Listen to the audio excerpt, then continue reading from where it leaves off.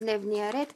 Петиция 718 от 2023 година. Напускащите залата моля да напускат тихо, тъй като закъсняваме много.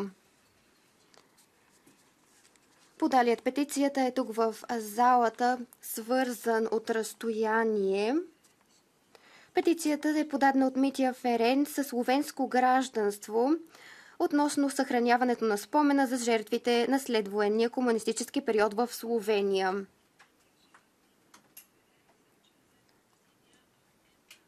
Ако не се лъжа, Митя Ференц е в залата, така че го приветствам.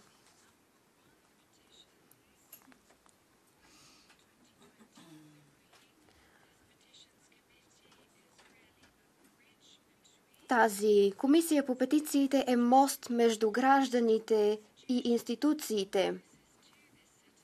Това нашата комисия е най-близко до гражданите. Добре дошли. Имате 5 минути за вашето представяне.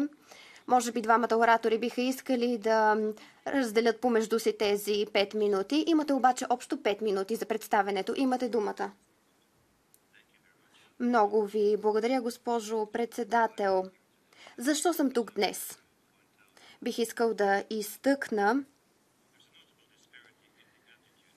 че има различие в начина, по който се отнася държавата към жертвите на трите тоталитарни режима в Словения.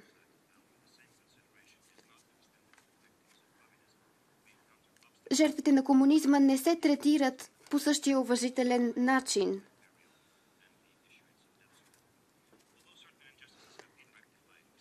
Някои от нередностите все бяха подобрени, но все още не е извършена достатъчна работа въпроса. Паметта и истината са важни за помиряването. Защо Словения е различна след Втората световна война? Имаше тъмна глава от историята на Словения.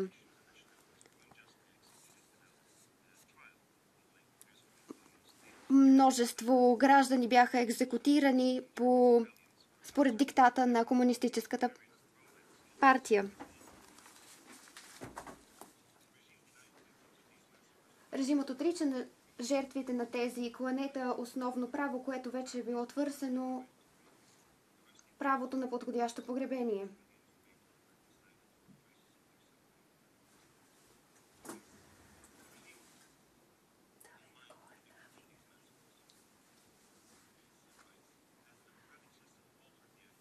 Демократичната система промени ли подхода към жертвите на комунизма? Не. Никой от лидерите, които отговаряха за тези ужасяващи престъпления, не бяха подведени под отговорност.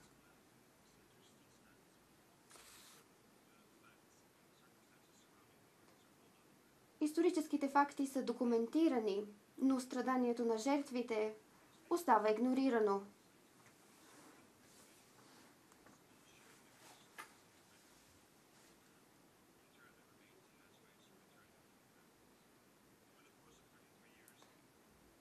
В рамките на 33 години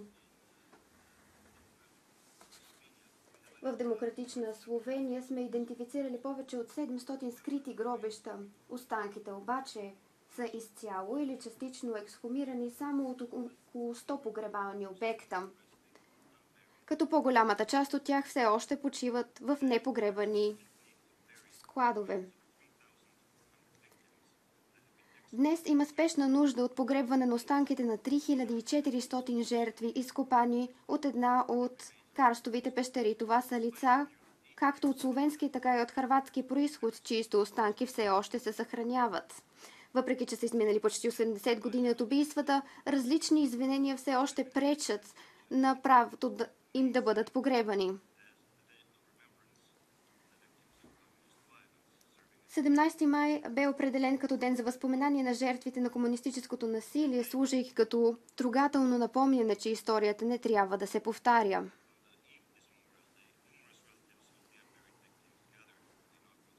На този ден семействата на много от Жертвите се събраха, но денят на възпоменание бе отречен от правителството, защото то не иска да приеме, че част от обществото все още носи силната болка.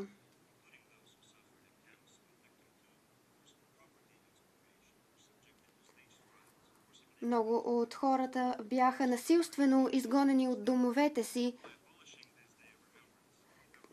като правителството премахва този ден на памет, отказва правото на хората на памет и ги хвърля в забвение. Това е причината, поради която съм тук пред вас днес, за да ви напомня, че Словения има нужда от ден на памет и за жертвите от комунистическия режим. Въпреки призивите ни към правителството да бъде възстановен този ден, който бе честван само веднъж, това искане бе отхвърлено. Почита към жертвите от комунизма не изисква закони от никого. Вярваме, че като общество можем да премахнем идеологическото разделение между нашите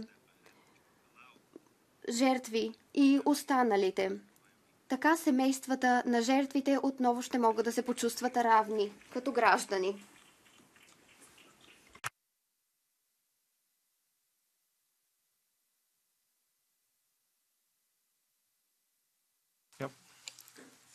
Thank you, Chair. Благодаря ви, госпожо председател. На първо място искам да подчертая, че напълно разбирам безпокойството изразено от жалбоподателя. Европейската комисия от своя страна предприе мерки, за да опази паметта, особено да не се забравят престъпленията на тоталитаризма. На 22 август, когато е подписан пакта между Съветския съюз, т.е. 23 август, е един ден, в който искаме да отбелязваме жертвите на тоталитарните режими в Европа. Смятаме същото, че тази памет, историческото самосъзнание са част от това, що е то Европа, част от историята на Европа. Смятаме също така, че усилията в тази посока трябва да бъдат насърчавани. Има програми, по-специално в програмата за граждански права, СърФ програмата, Citizens Rights Program на английски. Там подкрепяме проекти за изучаване на историята и опазване паметта из цяла Европа. Тоест, има стъпки, които Европейската комисия е предприела за насърчаване на отбелязването на паметта и по-доброто познаване на история. Да. Казвайки всичко това, искам да подчертая, че компетентността, свързана с възпоменаването на паметта и бившите или стари престъпления и така нататък си е национална. Европейската комисия има свои прерогативи, използва своите такива, има инструментариум, но националните правителства в крайна сметка са тези, които вземат решение за това как да опазят паметта на национално ниво и какво да направят за да преодолеят въздействието на стари престъпления от миналото. Що се отнася до основните права на европейските граждани, дори ако това е национална компетентност, държавите членки все пак са част от Конвенцията за правата на човека и има възможност да се обърнете към Съда за правата на човека, ако смятат, че фундаменталните ви права, в която и да държава членка, са потъпкани или не са спазени. Благодаря ви, госпожо председател. И аз ви благодаря. Благодаря. Започваме с НП. Заповядайте. Много благодаря за това, че ни давате тази възможност да се изкажем. Благодаря и на носителя на петицията. Като че се чета заглавието си зададох въпроса откъде идвам и на къде отивам. Т.е. с други думи, който не познава миналото си, не знае как да изгради бъдещето. Така че тази култура за паметта е изключително важна и съм съгласен с казаното от комисията. Това е основна ценност, паметта ни, нашата история. И това се разбира и от самата петиция. Културата на възпоминание е много важна. И така както тя се упражнява и в Словения, това е, разбира се, недостойно за една демократична държава. Между прочим, имаме една неформална група тук в Европейския парламент. Това е подгрупа за възпоминания. Това е просто за ваша информация. Аз предлагам да се изпрати писмо до правителството и да изразим най-малкото, което можем да направим, да изразим нашето разочарование и че умоляваме настойчиво правителството да възстанови този ден на възпоминание. Затова предлагам петицията да остане отворена. Много ви благодаря. Колегата Маестра има думата. Заповядайте. И аз ви благодаря от името на социалистите и демократите. Искам да изразя нашето желание да се поддържат всички мерки за опазване на паметта. Мисля, че трябва да продължим да подкрепяме всички жертви на всички антидемократични режими, тоталитарни режими в Европа. Говорим за комунистите в Словения в случая, така че те също са включени сред тях, но и всички останали. Мисля, че има напредък в Европейския съюз. Имаме Европейски ден за възпоменаване на паметта на жертвите. 23 август е тази дата и за това даваме своята подкрепа за тази петиция. Не може друго да е становището ни. Не. Трябва да помним жертвите, трябва техните семейства да не бъдат забравяни. Навсякъде, където е имало терор, от какъвто и да е такъв подобен режим, това трябва да бъде да не бъде забравяно. Но, както се каза, това е национална компетентност. Европейския съюз може да създаде такъв ден, създаде се такъв ден, но нека да благодарим на онези, които са изпратили тази петиция. Благодаря ви. Благодаря ви аз. Госпожо Алкен, искате ли да се изкажете тук по тази точка? Не. Тогава дам думата на господин Ковачев. Благодаря, госпожо председател. На първо място искам да благодаря на подалия петицията. Много смела стъпка да се обърнете към нас, тъй като паметта за миналото е изключително важна, за да не забравяме. Има една мисъл, който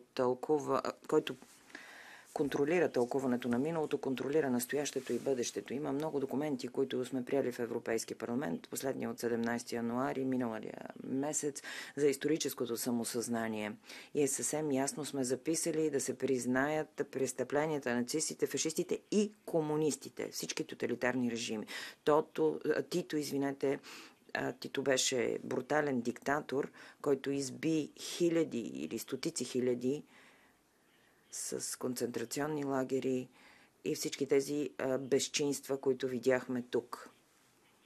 Срамно е това поведение на словенското правителство, трябва да го заклеймим.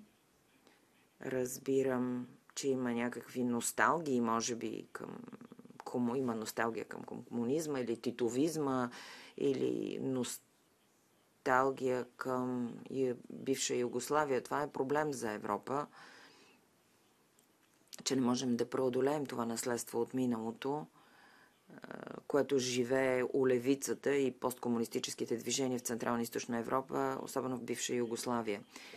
Отново призовавам словенското правителство, както и ние, да не забравяме престъпленията на комунистическите режими, да ги отбелязваме. В България правителството на господин Борисов въведе датата 1 февруари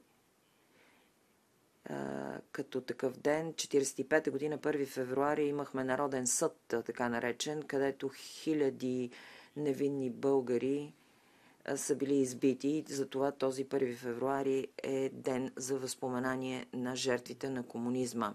Както и комисията спомена, Имаме и 27 април, август, извинете, пакта Молотов-Рибентроп.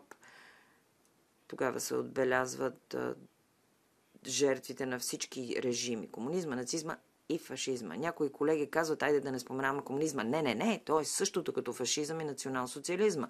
Това е записано в нашия документ от миналия месец, който приехме в Европейския парламент.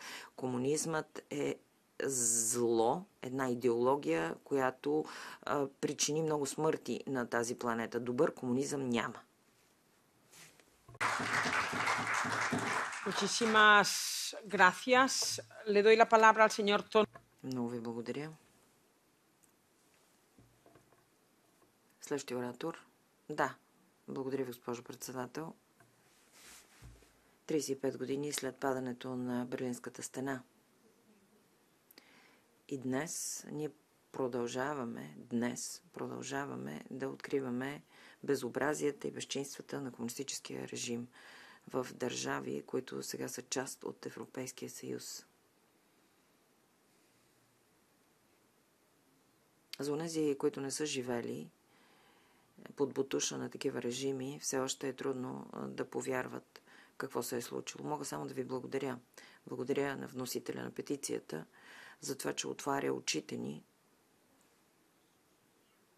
Трудно е да се разбере как в Европа все още има правителства и по-специално едно в Словения, което отменя ден за възпоменание за жертвите на комунизма. То намираме се в Европа, годината е 24-та. Как може да приемем това? Изключително важно е паметта да бъде съхранена, паметта за случилото се. Слушах представителите на левицата. Всички тоталитарни режими казвате, да, съгласен съм, но искам да видя левицата и по-специално зелените, защото, ако добре си спомням, управляващата партия от зелените, нека те ясно да го кажат и силно. Ясно и силно да го кажат. Ясно и силно да заклеймят тези зверства, както и подкрепата за жертвите, както днес го чухме. Потресен съм, както винаги, когато слушам такива тъжни доказателства. Представляват се милиони хора, които живеят в балтийски страни, Полша, България, които са страдали повече от 70 години. Благодаря ви. Thank you very much. Now I'm giving the floor to... Давам думата сега на Романа Том от НП. Hvala lepa za besedo, spoštovana predsednica odbora. Много ви благодаря, че ми давате думата, уважаеми колеги и гости. Тук в Европейския парламент ние сме заклеймявали комунизма многократно като един тоталитарен режим, който е причинил множество страдания. Словенците усетиха ужасите на комунизма много остро. Хиляди все още не са намерили мир. Децата им никога не са разбрали дори къде лежат труповете на близките им.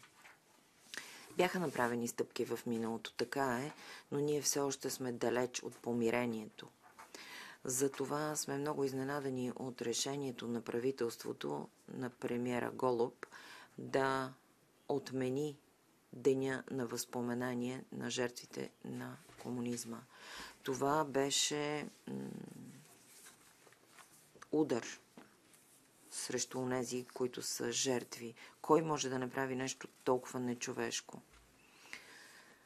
Дали това е човек, който идеологически е тясно свързан с комунистическия режим и който иска на каквато и да е цена да прикрие тези престъпления, както и престъпниците?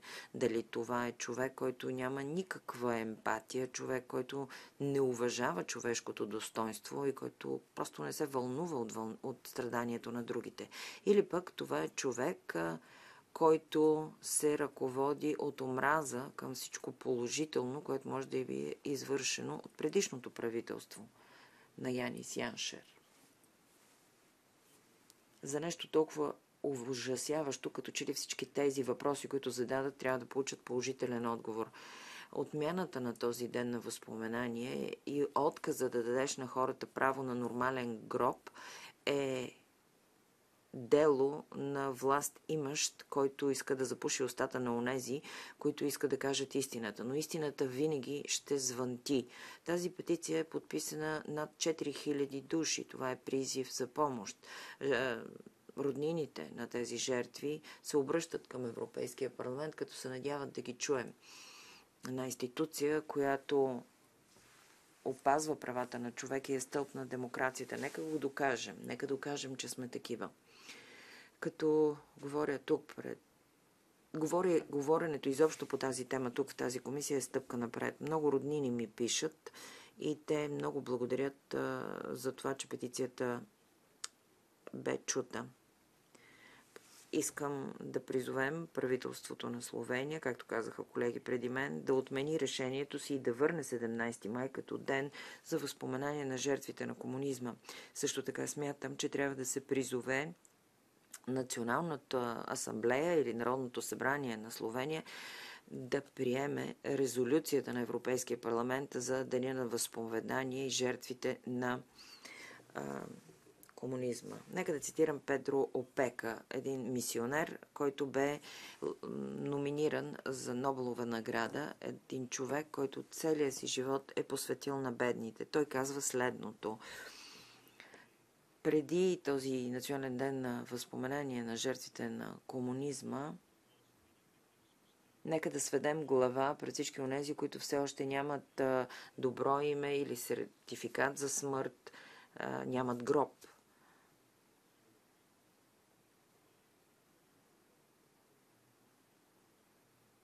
Нека бъдем чути. Говоря тук като син на словенец, който може би е щял да бъде убит до пещерите в Храстник, където и майка ми, баща ми, и сестра ми лежат мъртви. Те бяха честни, религиозни, патриоти, които са избити подобно на други словенци, убити в различни части на Словения. Истината и признаването на несправедливостта са в дъното на всяко едно помирение. Това казва мисионера.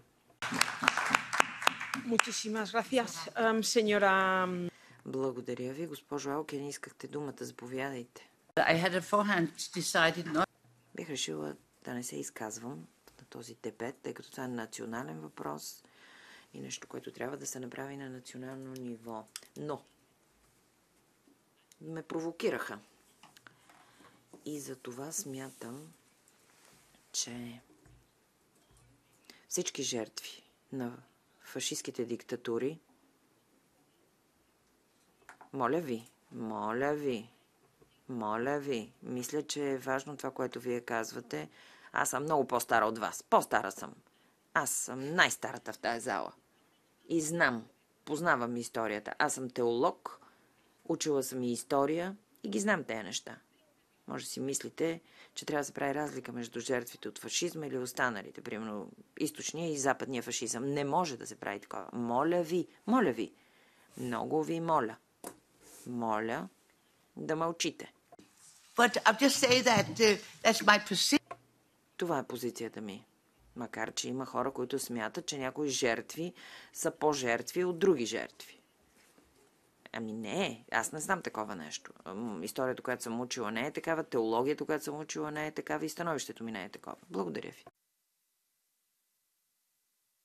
Muchísimas gracias. Ya no hay ningún otro diputado para intervenir.